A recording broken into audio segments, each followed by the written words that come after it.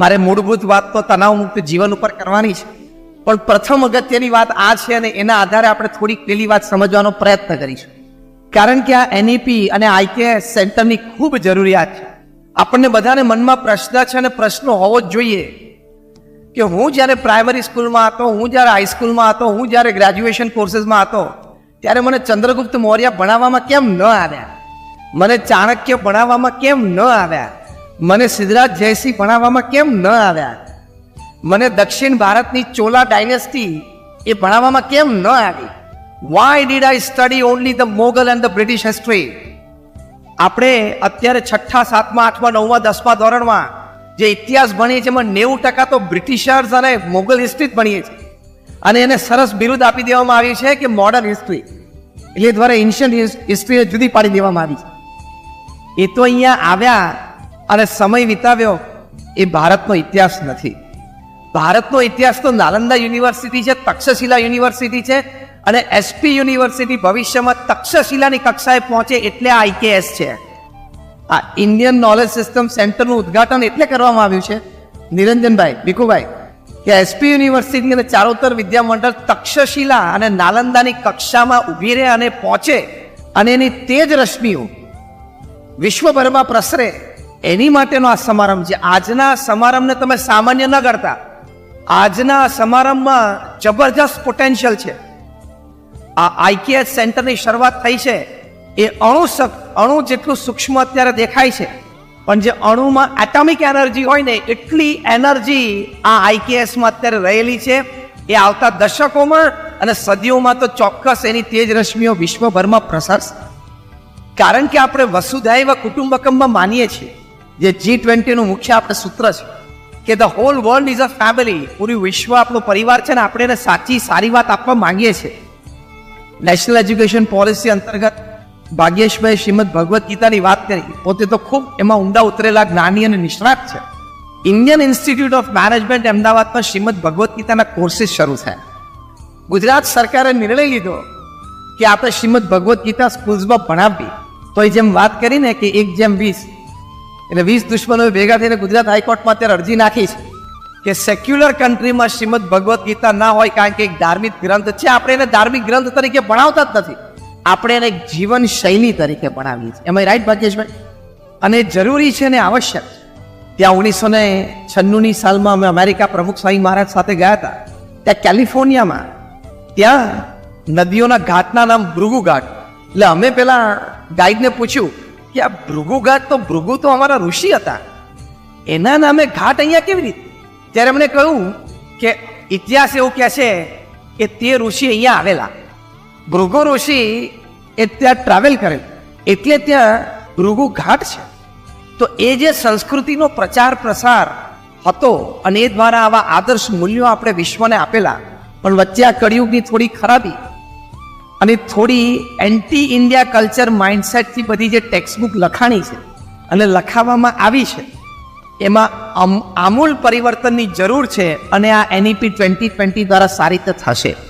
આપણી સંસ્કૃતિ, આપણો ઇતિહાસ, આટલું ભવ્યતા, પશ્ચિમના મહાન ઇતિહાસકારો, પશ્ચિમના મહાન તત્વજ્ઞાનીઓ, પશ્ચિમના મહાન બધા ઇન્ડોલોજીસ્ટ જે ભારત આવ્યા, એ ભારતની આ વાતો પર ફના થઈ ગયા. આર્નોલ્ડ ટોઇનબીએ પુસ્તક લખ્યું છે, થર્ડ વેવ લખ્યું છે, પાવર શિફ્ટ લખ્યું છે. એ પુસ્તકમાં આવા મોટા ઇતિહાસકારે લખ્યું, હું એમને વર્ડ ટુ વર્ડ અને લેટર ટુ લેટર કોટ કરું છું.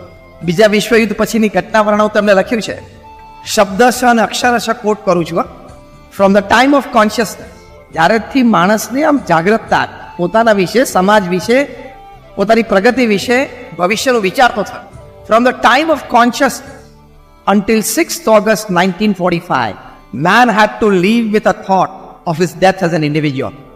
And when on 6th August 1945, when the first atomic bomb was dropped on Hiroshima, man has to live with the fact of his extinction as a species. 6ઠી August 1945 સુધી આપણે વ્યક્તિગત રીતે મરવાનું છે અને વ્યક્તિગત રીતે મૃત્યુ છે, એવો એક વિચાર હતો. પણ 6ઠી ઓગસ્ટ 1945 દિવસે હિરોશીમા ઉપર પહેલો બોમ્બ પડ્યો, ત્યારથી આપણે એક હકીકત સાથે જીવવાનું રહ્યું કે આપણે કોઈક દિવસ સમગ્ર મનુષ્ય જાતિ તરીકે સાફ થઈ શકીએ છીએ.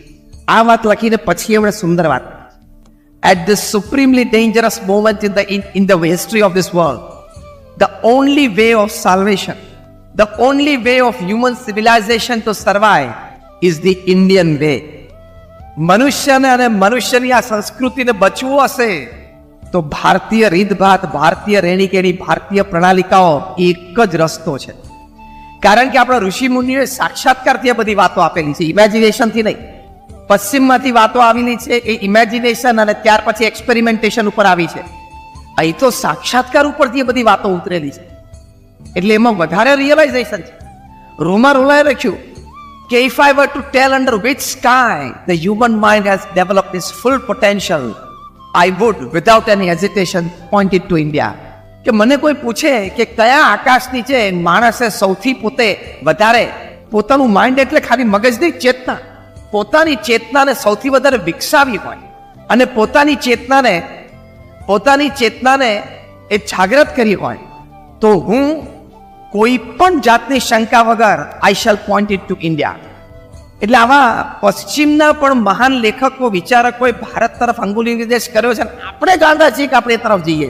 માર્ક ટ્વેને લખ્યું the East is going West and the West is going East, the train shall never meet. આપણને અસ્મિતા નથી ને એટલે આપણને એ તરફની દોટ વધારે છે. આપણને ટેકનોલોજી માન્ય છે, રીતભાત અને રહેણીકેણી આપણી શ્રેષ્ઠ. પશ્ચિમની ટેકનોલોજી, પશ્ચિમનું R&D આપણને માન્ય છે, સ્વીકાર્ય છે, શ્રેષ્ઠ છે, એ આપણે કબૂલ કરીએ છીએ. પણ રહેણીકેણી, બોલચાલ, ઉઠક બેઠક, ખાધા પીધાની રીત, ઘણી વખત હસતા હસતા કહું છું, કોઈ તમને એમ કે યોગ કરો તો તમે નહીં કરો, પણ યોગ અમેરિકા જશે અને યોગની પાછળ બિગ અમેરિકન ઇન્ફ્લેટેડ એ યોગા લાગશે અને અહીંયા આવશે એટલે સવારે 5 વાગે ચટાઈ પાથી લાંબો થશે. સમૃદ્ધતા તમે જુઓ, અંગ્રેજી ભાષામાં આપણાથી નાનો હોય એને યુ કહેવાનો, સરખી ઉંમરનો હોય એને યુ કહેવાનો, મોટો હોય એને યુ કહેવાનો, બીજો શબ્દ જ નથી એની પાસે. અને આપણે તો ગુજરાતી ભાષામાં આપણાથી નાનો હોય એને જરા તું કહીએ વાલથી, મિત્રો એને ખભા ઉપર તાલી મારીને યુ કહીએ. આપણાથી થોડા વડીલ હોય એને આપણે કહીએ તમે, અને વિશેષ વ્યક્તિ હોય તો આપણે કહીએ આપ. તો તમે ને આપ આપણી પાસે છે, અંગ્રેજી પાસે એક જ યુ જ છે. અંગ્રેજી ન બોલવું ને ન શીખવું એનું ના નથી પાડતો, હું પણ બોલું છું, પણ આપણને આપણી ભાષા, આપણી સંસ્કૃતિનું જે અસ્મિતા એ આ NEP અને IKS દ્વારા એ આપણને પ્રાપ્ત થશે. એ ઇમ્પોર્ટન્ટ છે. અંગ્રેજીમાં પણ કે ઇઝ માય અંકલ તો કાકો સમજવાનો કે મામો, એમ કહેવાય is my brother in law તો સાળો સમજવાનો, બને બી સમજવાનો. આપણી પાસે તો એના શબ્દો છે કે આ કાકા છે ને મામા છે, એની પાસે એક જ શબ્દ છે અંકલ. આપણી પાસે તો શબ્દ છે કે સાળો ના બને, એની પાસે એક જ શબ્દ છે બ્રધર ઇન લો. હું બહુ પ્રેક્ટિકલ નાની વાત કરું છું. વી હેવ ધીસ રિચનેસ, આપણી પાસે આ સમૃદ્ધિ છે. એ આ NEP દ્વારા આપણી સરકાર શ્રી, આપણા માનનીય પ્રધાનમંત્રી શ્રી એ આપણામાં ચેતના જગાવવા માંગે છે. મોડર્ન એજ્યુકેશન અત્યંત આવશ્યક છે કારણ કે તમારું બ્રેડ એન્ડ બટર, પણ રહેણીકેણી, વિચારધારા. પ્રમુખ સ્વામી મહારાજ એક વાત ઘણી વખત કરતા કે અંગ્રેજો ભારતમાં 200 વર્ષ રહ્યા, આપણને પાટલું આપીને ગયા પણ આપણું ધોતિયું લીધું નહીં. એ બહુ દેશી ભાષામાં એક સરસ વાત સમજાવતા. અંગ્રેજો 200 વર્ષ ભારતમાં રહ્યા, આપણને પાટલું આપીને ગયા અને પણ આપણું ધોતિયું લીધું નહીં. એ લોકોને એની સંસ્કૃતિની એટલી અસ્મિતા છે. તમને આશ્ચર્ય થશે, ખબર છે એક વાત, આજે જ્યારે IKS નું એક ઉદઘાટન છે ત્યારે આ વાત મારે કરવી છે. ઇંગ્લેન્ડની એજ્યુકેશન સિસ્ટમમાં ધોરણ 12 સુધી તમને ફક્ત બ્રિટિશ હિસ્ટ્રી જ ભણાવવામાં આવે. યુરોપિયન હિસ્ટ્રી પણ નહીં, રશિયન હિસ્ટ્રી પણ નહીં, અમેરિકન હિસ્ટ્રી પણ નહીં. પહેલા તમે દેશની અસ્મિતા જગાડો તમારા, અને આપણને થાય કે આમ મોડર્ન ને આમ સેક્યુલર ને સિયાનો ઓપન માઇન્ડેડ અને આમ લોજિકલ ને એમાં અડધો ગાંડો થઈ ગયો. અને પછી કોલેજમાં જાય, BA વિથ હિસ્ટ્રી કોઈ કરતું હોય ઇંગ્લિશમાં, તો પછી એને કોઈ પણ હિસ્ટ્રી ભણવાની છૂટ છે, પણ 12 ધોરણ સુધી તો દેશની અસ્મિતા જાગે એવું જ ભણાવવાનું. એટલે આપણને ચાણક્ય અને ચંદ્રગુપ્ત મૌર્ય અને ચોલા ડાયનેસ્ટી અને સિદ્ધરાજ જયસિંહ ભણાવવામાં ના આવ્યા, કારણ કે મેકકુલે સમજતા હતા. જેણે આપણને આ એજ્યુકેશન સિસ્ટમ ભારતમાં નાખીને એ બહુ વિચારથી નાખી છે. મેકકુલે સ્પષ્ટ બોલ્યા કે ખાલી શરીરથી ભારતીય રહેવો જોઈએ, બાકી એના મનથી, એના વિચારથી, એની રહેણીકેણીથી, બોલચાલથી, ભાષા, વેશભૂષાથી એ બ્રિટિશ બની જવો જોઈએ. એટલે એને આ સિસ્ટમ નાખી છે, એજ્યુકેશન સિસ્ટમ. અને એમને સ્પષ્ટ હતું કે અમે એજ્યુકેશન સિસ્ટમ નાખશું એટલે ભારતની સંસ્કૃતિ મિટાવી દેશું. અને આપણા વાળા તે વખતે બધી આઝાદી પહેલા વખતે અને આઝાદી દરમિયાન ને આઝાદી પછી 5-10 વર્ષમાં જેને રાજ કર્યું બધા ત્યાં ભણીને આવ્યા હતા, ત્યાંથી બધા ઇમ્પ્રેસ થઈ ગયા અને પછી એ સિસ્ટમ એમણે ચલાવી. વી આર રીરાઇટિંગ આવર બુક્સ, અને એ જરૂરી છે. જે દિવસે અમેરિકાને બ્રિટિશર્સમાંથી આઝાદી મળીને વિધિન મંથ્સ અમેરિકામાં બધા જ બ્રિટિશ નામ બદલી નાખ્યા એ લોકોએ. એક સ્ટ્રીટનું નામ બ્રિટિશ ના રહેવા દીધું. જે દિવસે વેસ્ટ જર્મની અને ઈસ્ટ જર્મની એક થયા, જર્મની થયું એટલે ઈસ્ટ જર્મનીમાંથી બધા કમ્યુનિસ્ટ નેમ કાઢી નાખ્યા. એક પણ નામ ના જોઈએ, દેશની અસ્મિતાનું નામ જોઈએ. એટલે આપણે પણ નામ બદલવાની શરૂઆત થઈ ગઈ છે. નામ બદલાય તેમાં કાંઈ જ ખોટું નથી. અમેરિકાએ બધા બ્રિટિશ નેમ બદલી નાખ્યા કે આપણા જ દેશની અસ્મિતા, આપણા જ દેશની સંસ્કૃતિ અને આપણા જ દેશનો વારસો આપણા બાળકોને, સંતાનોને, ભવિષ્યની પેઢીઓ જોઈએ. ઈસ્ટ જર્મનીમાંથી પણ બધા કમ્યુનિસ્ટ નેમ કાઢી નાખ્યા અને કમ્યુનિસ્ટ લોકોની જે સ્ટેચ્યુસ 4 રસ્તા ઉપર હતા એ પણ કાઢી નાખ્યા. જરૂર જ નથી. We respect all, we respect and love all, but we trust and follow only one. દુનિયાભરના બધા દેશો પ્રત્યે આપણને આદર અને પ્રેમ છે, પણ મારે જે અનુસરણ કરવાનું છે એ તો હું એકનું જ કરીશ. એ હું એકનું જ કરીશ. જો એટલે આપણા માનનીય પ્રધાનમંત્રી શ્રી કોઈને પણ ભેટ આપે, visiting head of the state હોય કે અથવા ત્યાં ગયા હોય, શ્રીમદ ભગવદ્ ગીતા જ આપવાની. એ અસ્મિતા જગાવવા માટે આજનો આ કાર્યક્રમ ઇન્ડિયન નોલેજ સિસ્ટમ સેન્ટરનું આપણે ઉદઘાટન કર્યું. નિરંજનભાઈ બરોબર છે. અને અસ્મિતા જાગે એટલે બીજું બધું જ થશે. પ્રાઇડ, અસ્મિતા જાગશે એટલે બધું જ થશે. પ્રમુખ સ્વામી મહારાજ 1984માં પોપને મળવાના. આગલે દિવસે સાંજે રૂચર્સ એમને પ્રશ્ન પૂછ્યો, are you going to meet the pop in this dress? અત્યારે અમે જે સંતોએ આ ધોતીઓ અને વસ્ત્ર પહેર્યું છે ને ભગુ, એ પ્રમુખ સ્વામી મહારાજે સ્વામિનારાયણ પ્રણાલિકા પ્રમાણે પહેરેલું. એટલે પત્રકારો પ્રશ્ન પૂછ્યો, કાલ સવારે તમે પોપ જોન પોલને મળવાના છો, 1984ની આ વાત, તમે આ ડ્રેસમાં મળશો? પ્રમુખ સ્વામી અતિ સાહજિકતાથી કહ્યું, આ અમારો કુદરતી ડ્રેસ છે, આ જ અમારો ડ્રેસ છે, અમે આમ જ મળશું. એમાં કોઈ ઓફેન્ડિંગ વાત નહોતી, કોઈના પ્રત્યે કોઈ ઓફેન્સ નહોતો, પણ આ આપણી સંસ્કૃતિ છે, આપણો ભાવ છે. કેટલું વૈવિધ્ય, કેટલું ઊંડાણ. એક આઈએસ ઓફિસર ભાગ્યેશ અહીંયા બેઠા છે એટલે એક વાત એ સંબંધી મને કરવાની, અસ્મિતાની આ આઈકેએસ સેન્ટર બાબતે જ્યારે ઉદઘાટન છે ત્યારે કહેવાનું કે દુનિયાભરમાં ભારતના ઓફિસર એક જ એવો વ્યક્તિ છે, અગેન આઈ રિપીટ, દુનિયાભરના ગવર્મેન્ટ ઓફિસર કોઈ પણ દેશના તમે લો, એમાં ભારતના ગવર્મેન્ટ ઓફિસર એક જ એવો વ્યક્તિ છે કે જ્યારે આઈએએસ ને આઈપીએસ ક્લિયર કરે અને પછી એને કેડર મળે ત્યારે 25 વર્ષે, 26 વર્ષે, 27 વર્ષે એક નવી ભાષા એ શીખે. એમ આઈ રાઈટ ભાગ્યેશભાઈ? કેટલું વૈવિધ્ય છે, કેટલી અસ્મિતા છે. અમારે યશવંત જેઠવા આઈપીએસ થયા, પછી એને ઓરિસ્સા કેડર મળી, તો 2 વર્ષ ટ્રેનિંગમાં એ ઉડિયા શીખ્યા. આજે ઉડિયા બોલે, ચાલે, લખે, કારણ કે ત્યાં જઈને કલેક્ટર તરીકે અથવા તો પોતે ડીએસપી જે આઈપીએસ એટલે સામાન્ય ગ્રામીણ પ્રજા જેને ઉડિયા સિવાય કોઈ ભાષા આવડતી નથી સાથે વાર્તાલાપ તો કરવાનો ને. તો આ બધી અસ્મિતા જગાડવા માટે ડાન્સીસમાં તમે જો વી મિનિંગફુલ ડાન્સીસ, કથકની વાત કરી, ત્યાં તો ડ્રમ ઉપર પછાડા કરીને લાઈટો જગમગાટ કરીને ડાન્સીસ કરે, એ રિથમેટિક હોય પણ મિનિંગફુલ ના હોય. અહીંયા કથકમાં તો એક આંગળીની મુવમેન્ટ છે ને, ઇટ કન્વેઝ અ મેસેજ. એટલે પ્રમુખ સ્વામી મહારાજે 1991ની સાલમાં ભારતીય સાંસ્કૃતિક મહોત્સવ અમેરિકામાં ઉજવ્યો. એમાં ભારતથી અમે આર્ટ, ક્રાફ્ટ, ડિઝાઇન, કલ્ચર, ભાષા એ બધું જ લઈ ગયા ત્યાં. અને ત્યાં ન્યૂજર્સી મેડિસન મિડલસેક્સ કાઉન્ટી કોલેજના ગ્રાઉન્ડમાં આખો સાંસ્કૃતિક મહોત્સવ ઊભો કર્યો. અને ત્યાં વસુદૈવ કુટુંબકમની ભાવનાથી બ્યુટીફુલ બોર્ડરલેસ વર્લ્ડ, સીમા રહિત વિશ્વનું આખું પ્રદર્શન ઊભું કરે. 1.1 મિલિયન, 11 લાખ વ્હાઇટ અમેરિકન્સ 34 દિવસમાં ઉત્સવ જોવા માટે આવેલા અને અભિભૂત થઈ ગયા. એ લોકોએ ઓરિસ્સાનો કુચીપુડી નૃત્ય જોયું, એ લોકોએ રાજસ્થાનનો તેરાતાલી નૃત્ય જોયું, ગુજરાતના આપણા ગરબા જોયા, પંજાબના ભાંગડા જોયા. તો એ વ્હાઇટ અમેરિકન્સ એમ થયું કે આમાં કેટલું વૈવિધ્ય અને કલરફુલ છે. આપણે તો ખાલી રોક ને બ્રેક બે જ છે અને બીજા એક બે જેઝ એવા બીજા 2-3 નામ હશે. એ લોકોએ આપણા વાદ્યો જોયા, ત્યારે ખબર પડી કે આટલા બધા વાદ્યો છે.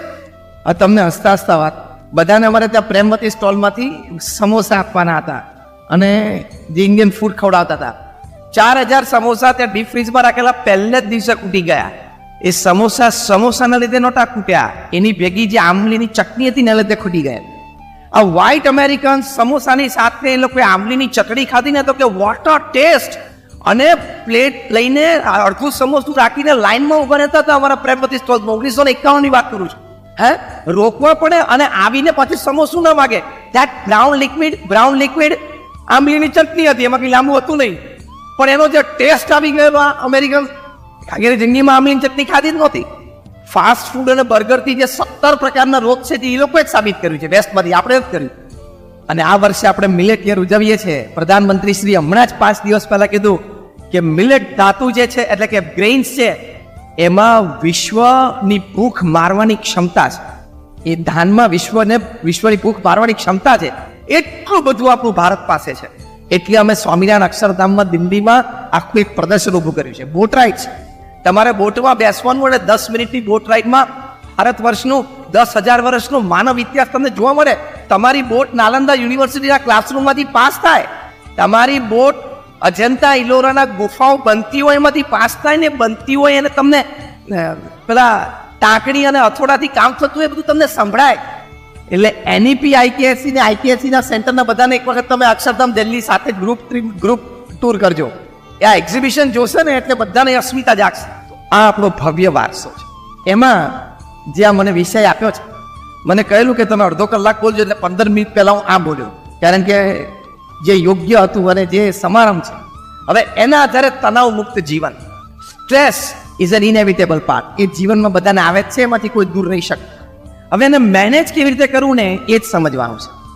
કારણ કે આપણા મન પ્રમાણે ઘટના ન બને એટલે સ્ટ્રેસ, આપણી ઈચ્છિત વાત આપણી પાસે ના આવે એટલે સ્ટ્રેસ, આપણે જે સ્થાનમાં રહેવું એ સ્થાનમાં ન રહી શકીએ એટલે સ્ટ્રેસ, આપણે જે પ્રવૃત્તિ કરવી એ ન કરી શકીએ એટલે સ્ટ્રેસ, આપણે જે વ્યક્તિ સાથે સંબંધ બાંધવો હોય એ વ્યક્તિ આપણી સાથે સંબંધ બાંધવા ઈચ્છતી ન હોય એટલે સ્ટ્રેસ. આ તમે યુવાનો હસ્યા ને છેલ્લી બાબત ઉપર હસી ગયા, બરાબર ને? એટલે તમને એક સારી લીટીમાં સ્ટ્રેસ ના આવે એ સમજાવવાનું કે આપણે માનીએ કે આ વ્યક્તિ મને ગમે છે ને આ વ્યક્તિ મારા જીવનમાં આવે, પણ ગમતી વ્યક્તિ તમારા માટે જ બની છે એવું તમારે માની નહીં લેવું. એ માની લો છો ને એટલે સ્ટ્રેસ આવે છે. તણાવ મુક્ત જીવનની વાત છે ને, whatever I like is made for me, it's wrong. તને ગમે છે એટલે તારા પ્રારબ્ધમાં છે એવું નથી હોતું.